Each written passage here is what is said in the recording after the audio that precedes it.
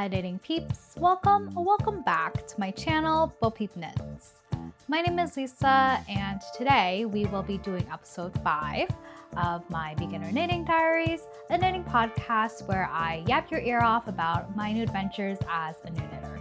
As much as I love summer, I'm really happy that I'm done with my summer knitting. I'm ready for fall, I'm ready for the cooler temperatures, the changing of the colors of the leaves, and of course, the cozy knits. So we have quite a few things to chat about today. I have 4 finished objects, 1 whip. So without further ado, let's get started. My first finished object is a fan favorite for many knitters out there. It is the Sabai top by Suzanne Mueller. And this is my second and last knit of the summer season. There are 2 versions of the sabai top. There's one with the ribbing at the collar and the sides of the top. And there's a second version with the rolled edge, and that is the version that I knitted. My sabai top is a size medium, and I use 6 skeins of the Concept by Katia Cotton-Cashmere yarn in the color off-white.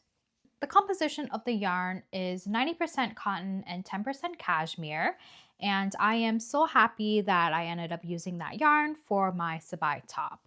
Originally, I was planning on purchasing the Sandnes Garn Lilac to knit up the top, but I'm very happy that I ended up using the yarn in my stash. So I held my yarn double to ensure that I completely used up the Cotton-Cashmere yarn, and I'm really happy that I went with that choice just because that did end up happening. I actually had to dig into my swatch so that I could finish the Italian bind off of the top. I usually don't enjoy working with cotton yarn, but because the Cotton-Cashmere had some cashmere in it, the cotton was so much easier to work with, and it just flowed a lot easier on the needles.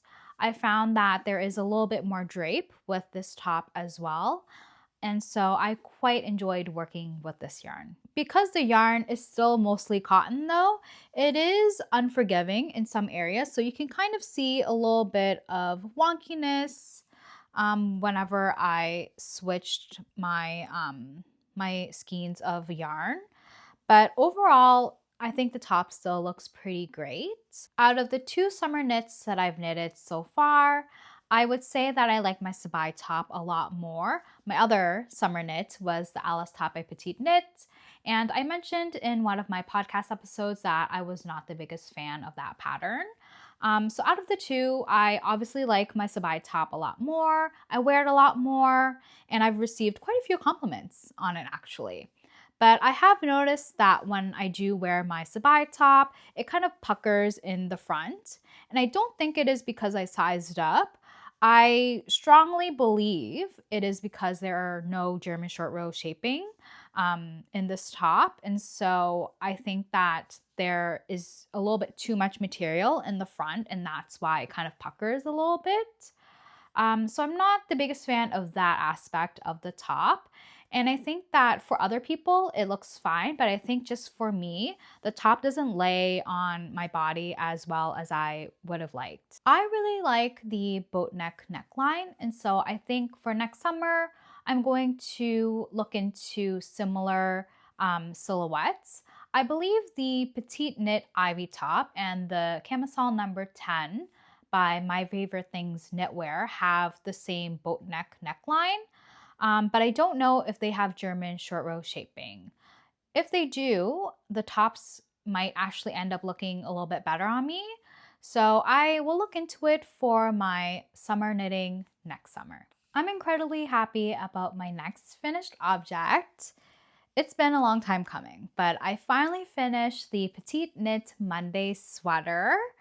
I started this project in May, and it has taken me this long, 4 months, to finish this sweater just because it was not a priority for me. If you've seen my other videos, I was working on the Maggie cardigan and some other projects in between. And so I did not give my Monday sweater as much love as I should have, but I finally finished it and I really like it. So I knitted my Monday sweater in the size small using Cascade 220 in the color Peony. And this color is so beautiful for spring. I really wish that I finished it during the springtime, but obviously, I'm still going to try to rock it during the fall. I bought 8 hanks of the Cascade 220 yarn, and this is actually my first time working with yarn in hank form. So I had to, buy a spindle for it, and literally, is it a spindle? Yeah, I think it's called a spindle. No, spindle? Swivel? Whatever, whatever it is. You guys know what I'm talking about. But that was the best purchase. No, Yarn Swift. That's what it's called. It's called a Yarn Swift. Okay. So anyway, I bought 8 hanks of the Cascade 220 yarn because this was my first time working with yarn in hank form. I obviously had to unwind the hank and turn it into a ball. It was a whole ordeal. The first time around, I actually recruited my boyfriend, Mr. Bopeep, to help me out. But, bless his heart, he tried his best and he did a good job. But I just thought that having a Yarn Swift was going to be a lot easier for everybody. So I ended up making that purchase. Best 25 bucks that I spent. Highly recommend. But yes, I bought 8 hanks. I used up 5 and I have 3 left. And I don't really know what to do with the rest of the yarn. 3 hanks would equate to 600 meters. So I think that would be enough for a slip over, but I don't know what to do with it. Hopefully I can sell it on Facebook Marketplace or something. But yeah, that's a future me problem. So back to the Monday sweater.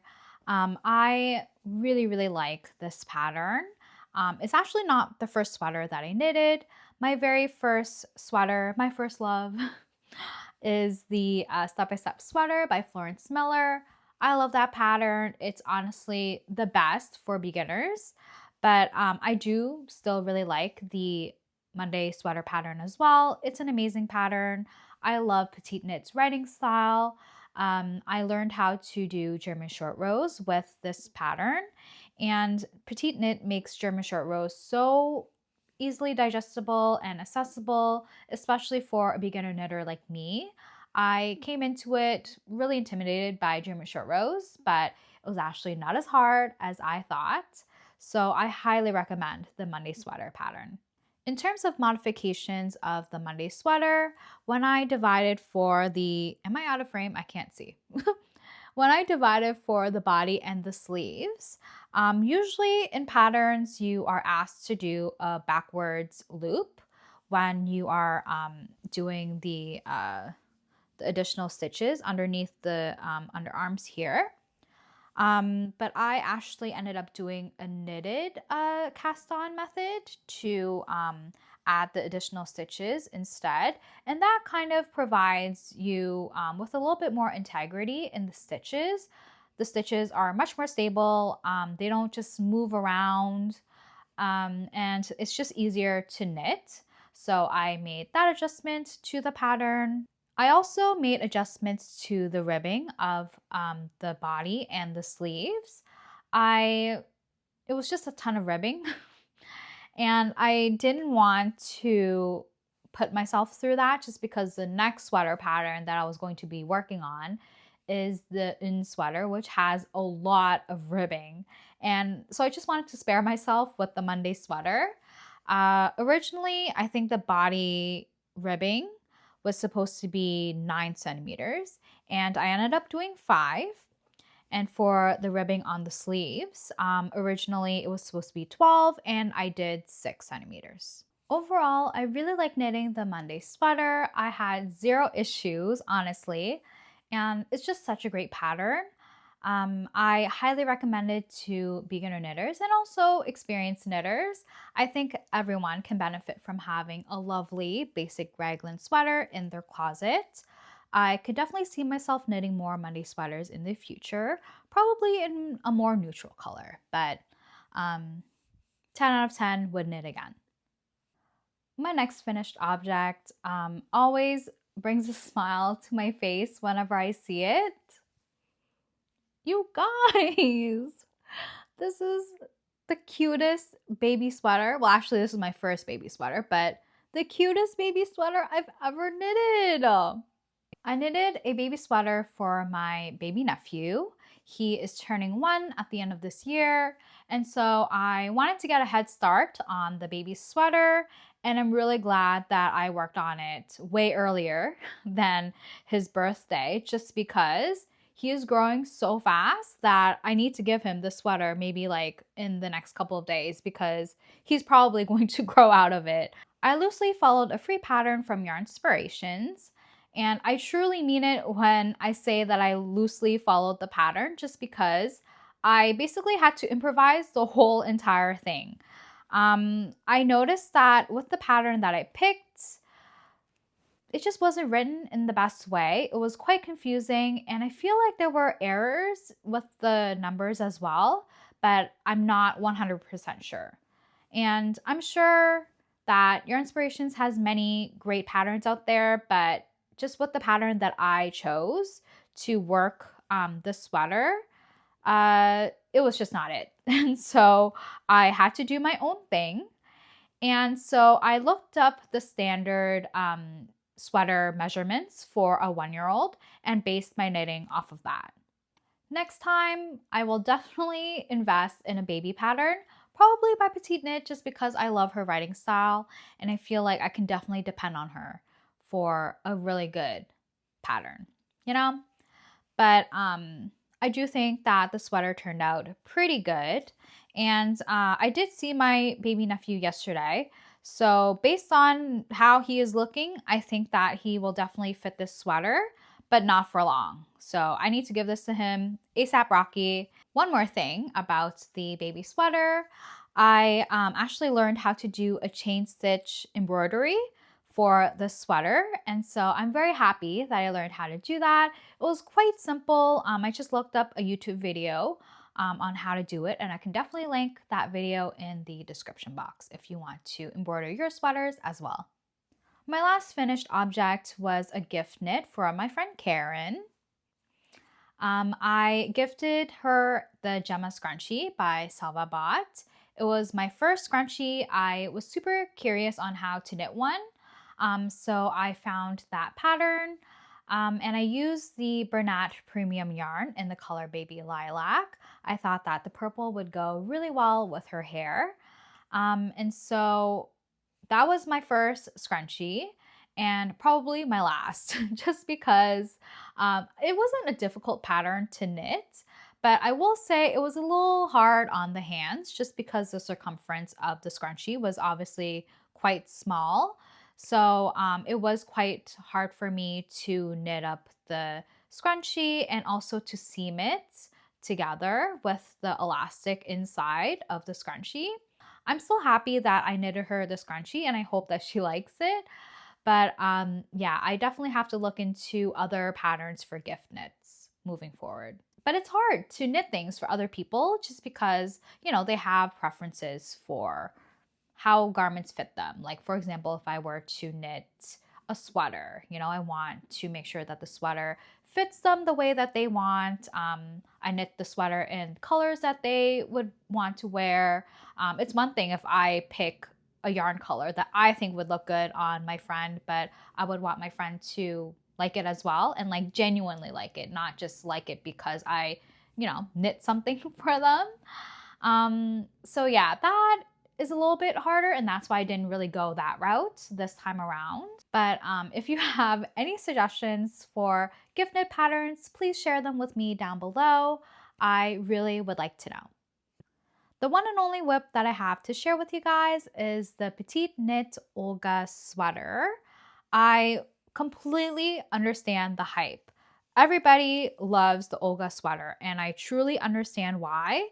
It probably might be the best petite knit pattern there is on this planet. I mean, I'm not even like halfway done with the pattern and I really have been enjoying knitting the Olga sweater. But yes, my Olga sweater is the size small and I am using the Sandnes Garn Double Sunday in the colors Bubblegum Pink and Red. I really enjoy the Sandnes Garn Double Sunday yarn. I think it is the most perfect yarn out there. The color selection is superior. The yarn is just so soft and easy to work with. There is like the right amount of bounce to the strands of yarn. And there are no issues with the yarn skeins at all. The yarn is very consistent, very reliable. I seriously want to knit every single one of my garments in double Sunday from now on. Like truly, I love Sandnes Garn double Sunday. I would get a tattoo that says that, but I won't. Let's chat about my Olga sweater progress. So I have completed the back yoke, as well as the left shoulder and the right shoulder. And I joined the two shoulders and formed the front yoke of the sweater. So I am at the point in the pattern now where I have to join the two panels, the front and the back, to knit the body in the round, I believe. And I'm very, very excited to get to that point. There's just something so addicting about this sweater. I think it's the changing of the stripes. And I think I'm also really liking the two colors that I picked for this sweater. I'm just super excited. It's the only sweater that I'm thinking about. I just want to knit it all of the time. And so I love it so much. I just know that I'm going to get so much wear out of this sweater once I complete it. I have an upcoming project vlog solely dedicated to the Olga sweater. So if you want to know more about my knitting experience with the Olga sweater, please make sure to subscribe to my channel so that you don't miss that video. So this knitting podcast episode has been quite the chatty one. I really hope that you enjoyed it. Please let me know down below in the comments what you are knitting up right now. I truly love reading and replying to all of your comments. So, it would mean so much to me if I, was able to chat with you guys. My next video will be a yarn shopping vlog, so a little bit different from my usual content here on bopeepknits. But I will be taking you guys to one of my favorite yarn stores. So please stay tuned for that. It's a lot of fun. Until we see each other next time, happy knitting!